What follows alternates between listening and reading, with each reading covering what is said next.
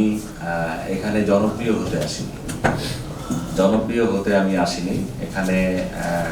আমি এমন কোনো কাজ করব না যে আমি এখানে জনপ্রিয় হতে আসছি। আমি যে কাজগুলো করতে চাই কিছু লোক আমার বিরুদ্ধেই থাকবে, আমার অ্যাক্টিভিটিসে কিছু লোক আমাকে আমি তাদের বিরুদ্ধে থাকবো। তো মাদকের কথাটা মোটামুটি অনেকেই বলেছেন। তো মাদক নির্মূল করতে পারবো এটা বলতে পারবো কিনা জানি না। আমি মাদকের চেইনটা ধরিয়ে বলতে চাই।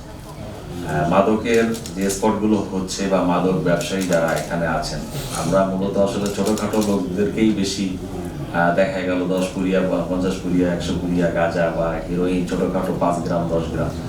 তো আমার ইচ্ছা আছে যে আমি এই চেইনটাকে নিয়ে কাজ করব, যে কোথা থেকে কোথায় কিভাবে আসছে।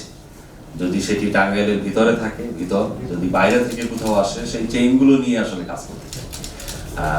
মাদকের উৎপত্তি স্থল থেকে কোন চেইনের মাধ্যমে আজকে টাঙ্গাইলে এসে এটা পড়লো এবং কোন কোন জনপদে এটা প্রভাব বিস্তার করছে, সেই জায়গাটাতে আমি হাত দিতে চাই। এই জন্য আপনাদের সকলের সহযোগিতা। আমরা মহাসড়কে এই এই জায়গাটা যাতে অপরাধ মুক্ত হতে পারে আমাদের সর্বোচ্চ চেষ্টা থাকবে, এবং আমরা প্রত্যাশা করি এই বিষয়েও আপনাদের যদি কোনো ইনফরমেশন বা কোনো সহযোগিতা যখন লাগবে আপনাদের অবশ্যই আপনারা আমাকে জানাবেন এবং সহযোগিতা করবেন। এখানে আপনারা বলেছেন শহরে কিছু যানজট আছে এবং কিছু স্পটের নাম আপনারা বলেছেন। তো এই যানজট গতকালকেও ডিসি সাহেবের সাথে আমার কথা হয়েছে এই বিষয়গুলো নিয়ে। তো আমরা বসবো।